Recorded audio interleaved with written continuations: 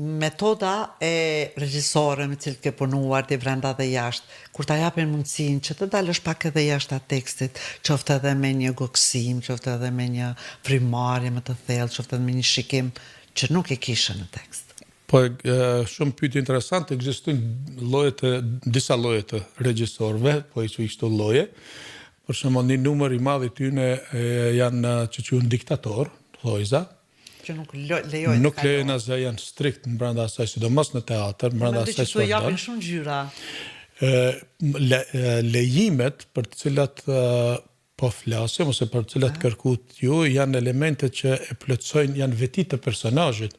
Në ato nuk ndërhyet, domethënë në pastirma, në reagime, në gjëra, në këto që përmendet më herë, vjen në kollitje, në gjëra, po ajo duket shumë e natyrshme. Po, ato lejohen, nuk është që pengon edhe ata që quhen diktator. Por ata që përmendën fjalën diktator janë kundër idesë të futjes së batutave të reja personale.